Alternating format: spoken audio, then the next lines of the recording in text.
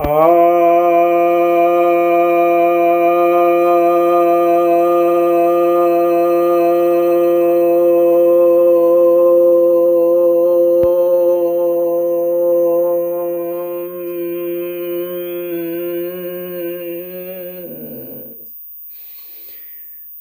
भक्त जनों को सप्रेम नमन। भक्तों, आज मैं आपके समक्ष भक्ति सूत्र के 91वें सूत्र की व्याख्या करने जा रहा हूं। यह सप्तम अनुवाक में है। तो यह सूत्र कहता है, अनिर्वचनीयम प्रेम स्वरूपम, अर्थात यह जो है भक्ति वह अनिर्वचनीय है और प्रेम स्वरूप है। प्रेम का जो स्वरूप है वह सदैव अनिर्वचनीय होता है। अक्सर लोग प्रेम की बातें करते हैं, प्रेम की चर्चा करते हैं और कहते हैं कि मैं तुमसे प्रेम करता हूं, परंतु वास्तव में प्रेम तो व्यक्त ही नहीं हो सकता। इसका अर्थ है कि जो प्रेम की बातें करते हैं और कहते हैं कि मैं प्रेम करता हूं, वो वास्तव में प्रेम में नहीं होते, वे काम में होते हैं और काम के वशीभूत होकर के काम की अश्लीलता को ढकने के लिए उसे प्रेम का शब्द देते हैं।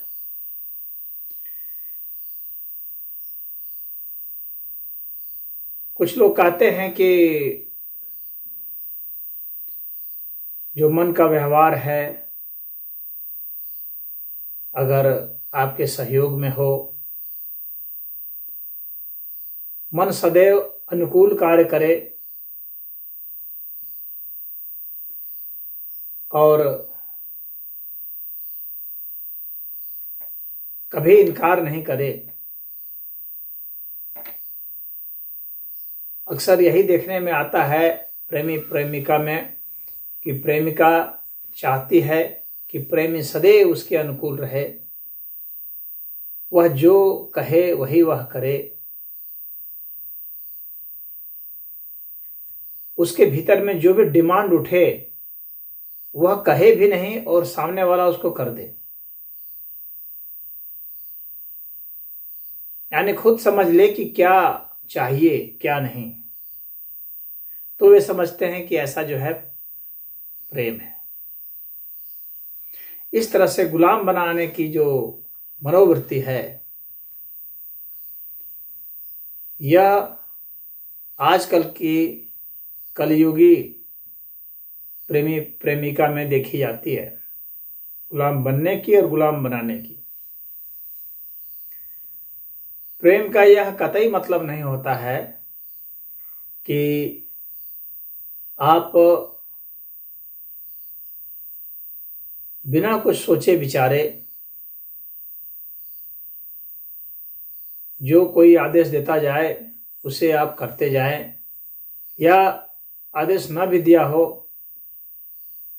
यदि वह ऐसा सोच रहा हो या उसके मन में ऐसे भाव हों तो उसके अनुसार से आप व्यवहार कर दें। इसका मतलब यह हो गया कि यहाँ पर सत्य और न्याय का कोई स्थान नहीं रहा। जब सत्य और न्याय का कोई स्थान नहीं होता है किसी भी व्यवहार में, तो इतना जान लें कि वह व्यवहार कभी भी प्रामाणिक तौर पर कल्याणकारी नहीं हो सकता, कभी भी हितकारी नहीं हो सकता है। इसलिए प्रेम को सत्य और न्याय के साथ सामंजस्य बना हुआ ही पाते हैं, और जो काम है वह किसी न किसी रूप में कब्जा चाहता है और शोषण चाहता है। इसलिए सदैव अपने गुलाम के रूप में उसे बनाए रखने की कल्पना करता है और कोशिश भी करता है। इसलिए वो चाहता है कि उसकी हर चाहत पूरी हो जाए, चाहे वह चाहत अन्यायपूर्ण ही क्यों ना हो, चाहे वो चाहत किसी दूसरे के विरुद्ध ही क्यों ना हो। प्रेमिका चाहती है कि प्रेमी जो है, एक कथा है, उसके मां का दिल निकाल कर ले आए।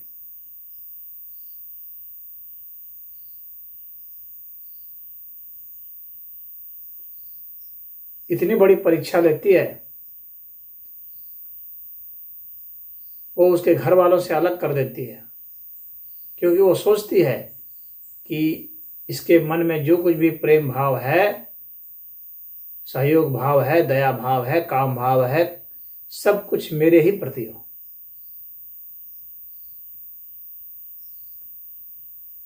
और यह जो उसकी कोशिश है संकुचित करने की, इससे उसका प्रेमी वास्तव में प्रेमी नहीं रह जाता, वह तो घुट जाता है, कुंठित हो जाता है।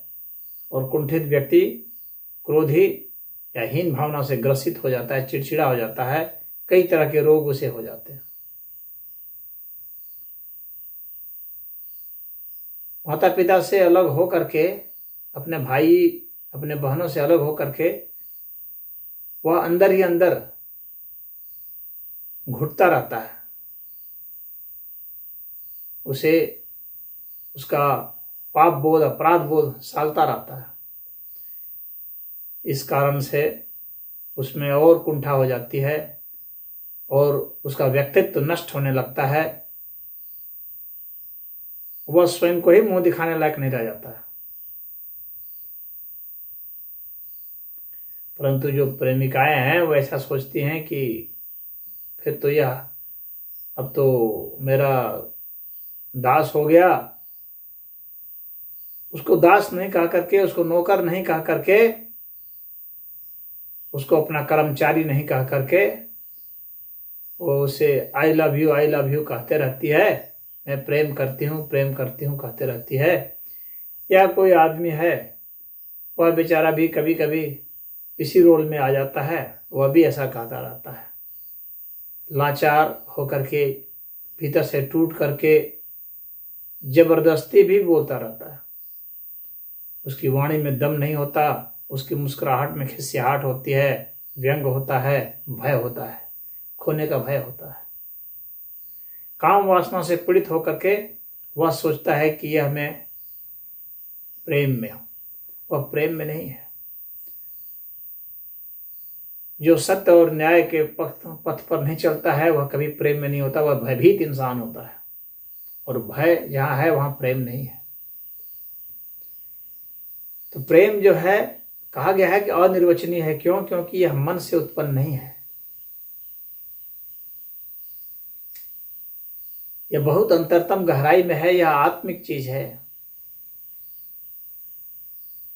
और इसीलिए इसमें कोई प्रति नहीं होती, इसमें कोई पदार्थ नहीं होता, और इसमें कहने की कोई आवश्यकता नहीं होती, न करने की ही कोई आवश्यकता होती है।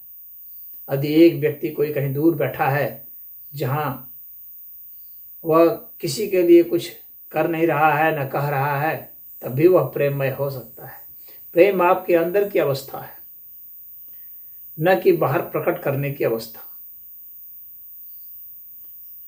आप अगर अपने अंदर में आनंदित हैं तो प्रेममय है।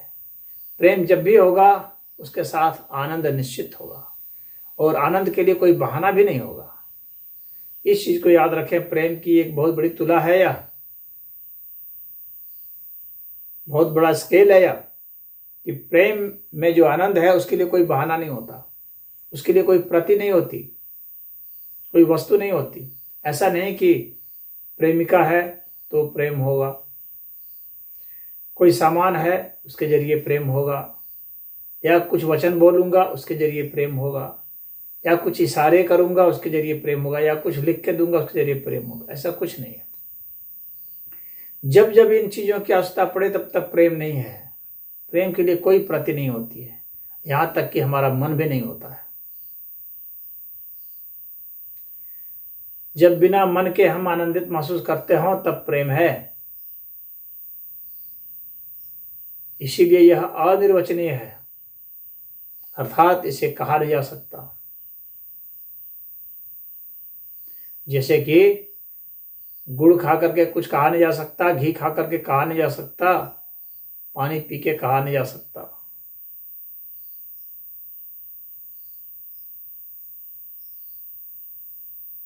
अगर हम कहते हैं गुड़ खा करके कि यह मीठा लगता है, तो हमने गुड़ के स्वाद को नहीं कहा,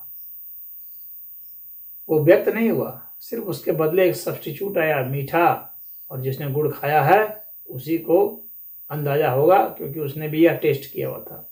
और जिसने टेस्ट नहीं किया उसे कुछ पता ही नहीं चलेगा मीठा क्या है। मीठी तो चीनी भी है, ग्लूकोज भी है, तो किस तरह का मीठा, कैसा मीठा? सैकरिन भी मीठी होती। तो कहने का मतलब है बहुत सारे ऐसे पदार्थ हैं जो मीठे होते हैं, तो हम कैसे कह सकते हैं किसका मीठा, कैसा मीठा? कहा नहीं जा सकता है, महसूस किया जाता है, अनुभूत किया जाता है। यह समझाने के अर्थ में कह रहा हूं, हालांकि यह उदाहरण सटीक प्रेम के ऊपर नहीं बैठता है, परंतु आप समझ जाएं इसलिए ऐसा कह रहा हूं। इसमें तो मन की आवश्यकता पड़ रही है, इसमें जीव की आवश्यकता पड़ रही है, उसमें जीव की आवश्यकता नहीं पड़ेगी, मन की आवश्यकता नहीं पड़ेगी। तो वह प्रेम है जिसमें कोई प्रति नहीं चाहिए, इसलिए वह अनिर्वचनीय है। उसके लिए न आँख चाहिए, न कान चाहिए, न नाक चाहिए। जिनके पास ये सब नहीं है उन्हें भी प्रेम की अनुभूति होती है। सूरदास को भी प्रेम की अनुभूति होती है।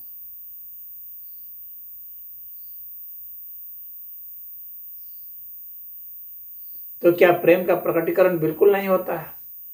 होता है, लेकिन वो अलग ही तरीके से होता है, वो वचनों से या इन सब से नहीं होता है।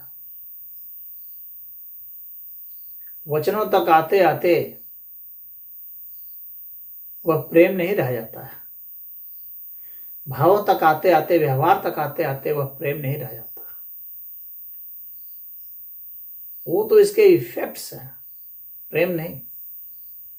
प्रेम के प्रभाव है, प्रभाव आते हैं, प्रेम नहीं आता। आनंद नहीं आता, आनंद के प्रभाव आ सकते हैं। तो इसलिए इसमें भ्रांति नहीं होनी चाहिए। यह स्मृति का भी विषय नहीं होता है प्रेम, कि उसकी स्मरण शक्ति बन जाए, वो स्मरण में आ जाए। तो इसलिए स्मृति का विषय नहीं है, यह वाणी का भी विषय नहीं है, यह मेमोरी का विषय नहीं है, यह भाषा का विषय नहीं है, यह व्यवहार का विषय नहीं है, यह कर्म का विषय नहीं है, और तो और यह ज्ञान का भी विषय नहीं है। यह तो एक विलक्षण ही है, इसीलिए भक्ति विलक्षण है। और प्रेम सिर्फ भक्ति में ही संभव है, और प्रेम से ही भक्ति संभव है। तो आप अपने भीतर चलते जाएंगे, चलते जाएंगे, चलते जाएंगे, मन से बुद्धि, बुद्धि से विवेक, विवेक से प्रज्ञा, प्रज्ञा से आत्मा। इस तरीके से आप सूक्ष्मता में उतरते चले जाएंगे, तो आत्मा की जब स्थिति होगी तो प्रेम की स्थिति होगी। उसके पहले प्रेम की स्थितियां नहीं है।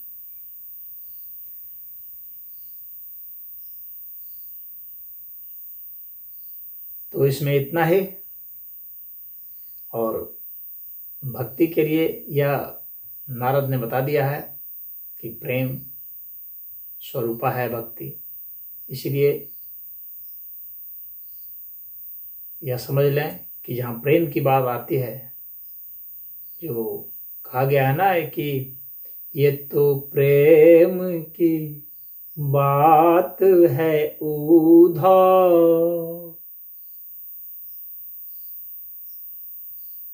तो ये प्रेम की बात है उद्धव।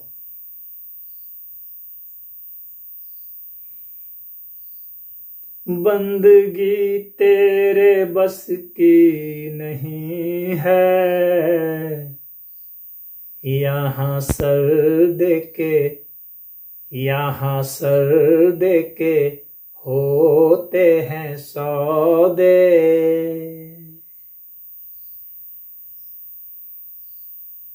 यहाँ सर दे के होते हैं सौदे। जब तक, या और सर का मतलब यहाँ पर क्या है? अभिमान से है, ईगो से है। तो ईगो और सुपर ईगो ये सब जब लय हो जाते हैं तो भक्ति होती है। और ये पोथी मात्र का विषय नहीं है, यह व्यवहार मात्र का विषय नहीं है, यह कर्म मात्र का विषय नहीं है, यह ज्ञान मात्र का विषय नहीं है।